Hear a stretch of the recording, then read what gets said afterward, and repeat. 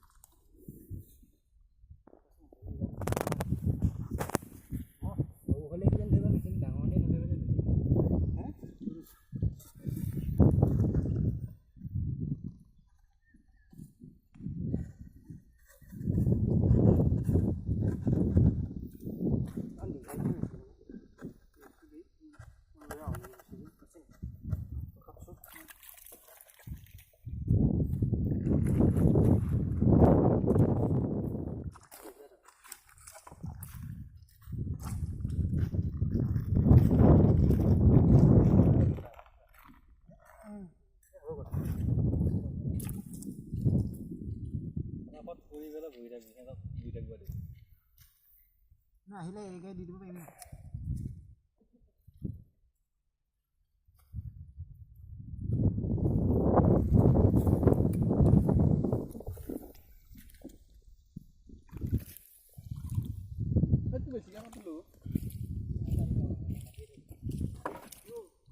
গোবৰ কোনে দিব কৈছে টকা এতিয়া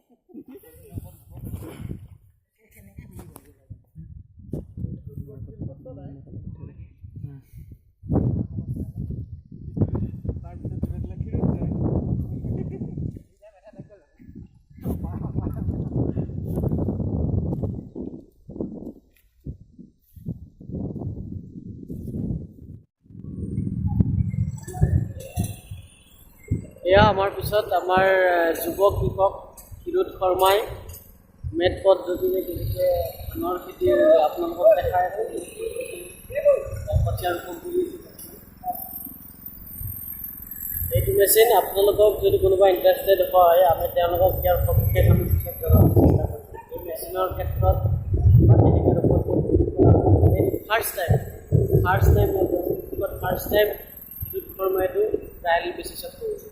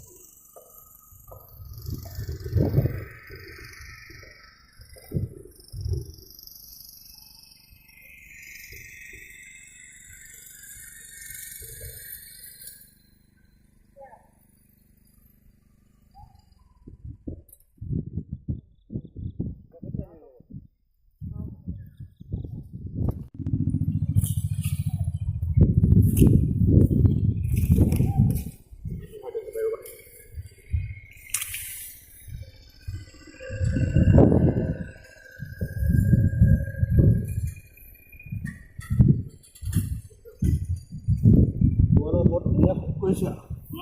কমলা মাইকীবিলাকৰ পুৰা ফুটিছে আৰু লাষ্টত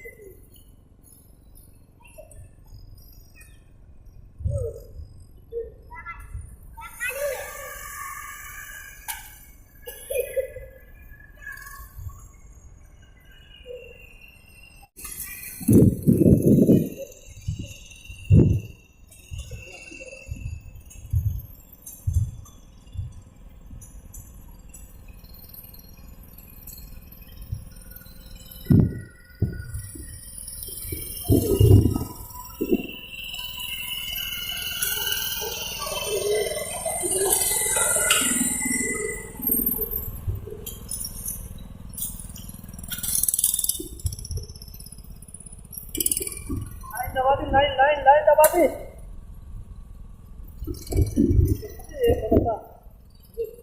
एक्सपर्टाइज लाइन दबा दिया ना थोड़ा सीख जाएंगे तो फिर सही चला आ जाएगा सर आप दूसरा को थोड़ा सा आ जाएगा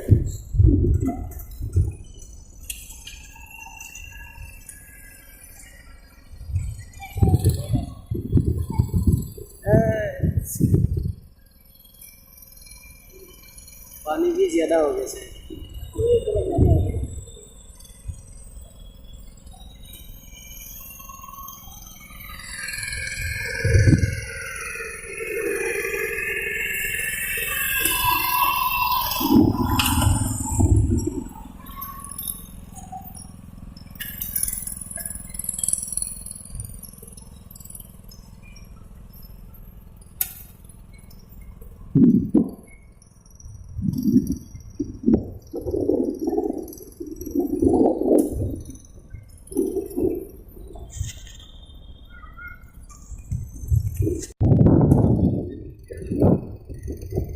বাইদেউ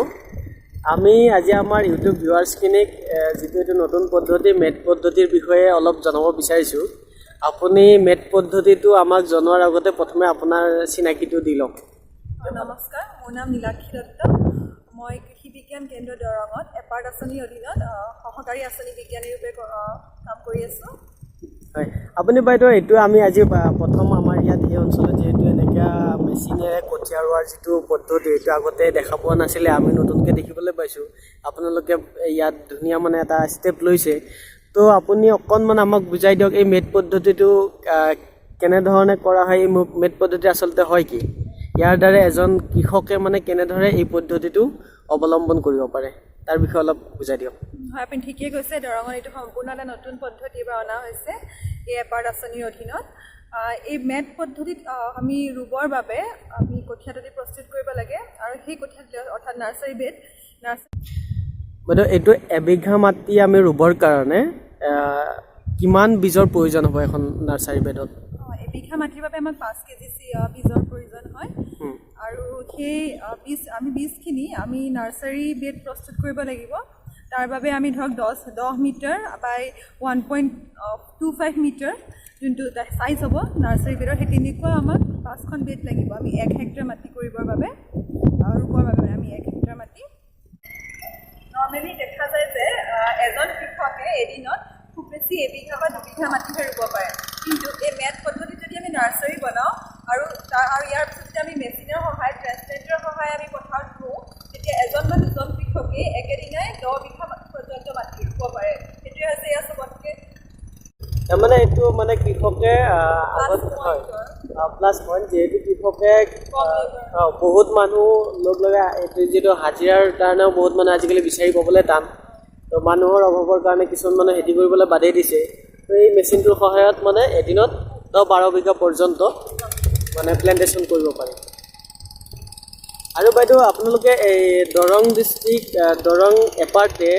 ইয়াতে প্ৰথম কৰিছে নে আৰু আপোনালোকৰ আৰু কিবা ষ্টেপ লৈছে বা আৰু বেলেগত কৰি আছে নেকি সন্মুখীন এজ এ হ'ল এপাৰ্ট বুলি ক'বলৈ গ'লে গোটেই অসমৰ 16খন ডিষ্ট্ৰিক্টতে কাম কৰি আছে ধৰক দৰঙতো আমি ৰাইচৰ উপৰিও বেলেগ বেলেগ প্ৰগ্ৰেমো আছে ধৰক আলুৰ প্ৰগ্ৰেম আছে সৰিয়হৰ প্ৰগ্ৰেম আছে মচুৰ মাহৰ প্ৰগ্ৰেম আছে তেনেকৈ বেলেগ বেলেগ প্ৰগ্ৰেম আছে এপাৰ্টৰ অধীনত এপাৰ্ট আৰু ইৰিৰ যোনটো কলাবৰেশ্যনৰ প্ৰগ্ৰেম হৈছে সেইটো আণ্ডাৰত আমি অকল ৰাইচৰ প্ৰগ্ৰেম লৈছোঁ ইয়াতে ধৰক এয়া হৈছে আমাৰ মেচিন দি ট্ৰান্সপ্লেণ্ট কৰা আৰু বেলেগ বেলেগ জেগাত আমাৰ দৰঙৰ প্ৰগ্ৰেম আছে য'ত আমি চিড ড্ৰিল বুলি যোনটো মানে চিড সিঁচা যন্ত্ৰ হয় সেই চিড সিঁচাৰ যন্ত্ৰটোৰ দি আমি 1 হেক্টৰ মাটি চিড সিঁচি দিয়া হৈছে আকৌ শুকা মাটি চিড ডাইৰেক্ট সিঁচি দিয়া হৈছে ড্ৰাম চিডৰ সহায়ত আৰু লগতে আৰু বিভিন্ন ধৰণৰ ডেমনষ্ট্ৰেশ্যন দিয়া হৈছে দৰঙৰ বহুকেইখন গাঁৱতে আৰু এইটো যিটো ধানৰ এইটো ইয়াৰ উপৰিও আৰু কোন জেগাত কৰি আছে বাৰু আপোনালোকে ইয়াৰ উপৰি আমি চেৰেং চাপৰিত কৰিছোঁ দৰঙৰ ৰঙামাটিত কৰিছোঁ আকৌ আমি যোনটো ড্ৰাম চিডৰ দি ৰুইছোঁ সেয়া আমি গফৰাত ৰুইছোঁ আৰু বাহাবাৰীত আৰু যোনটো আমি চিড ড্ৰিল দি কৰিছোঁ সেয়া আমি দাহি নগাঁৱত আৰু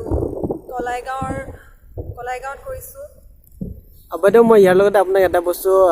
সুধিব বিচাৰিম যিহেতু আমাৰ এই ভিডিঅ'টো অসমৰ ইমূৰৰ পৰা সিমূৰৰ মানুহে চাব তো যিখিনি কৃষকে যদি এইটো বাহিৰৰ আমাৰ দৰং ডিষ্ট্ৰিক্টৰ বাহিৰৰ কৃষকে যদি এই পদ্ধতিত কৃষি কৰিবলৈ মানে বিচাৰে তেতিয়াহ'লে ইয়াৰ ধৰ মেচিনৰ তেওঁলোকক ইনফৰমেশ্যনখিনি লাগিব বা মেচিনখিনি ক'ত পায় বা এপাৰ্টে তেওঁলোকক কেনেধৰণে সহায় কৰিব তাৰ বিষয়ে আপোনালোকৰ কিবা আছে নেকি বাৰু? এপাৰ্টৰ অধীনত ধৰক আমাৰ যোনকেইজন বেনিফিচিয়াৰী এইবাৰ নতুনকৈ যিহেতু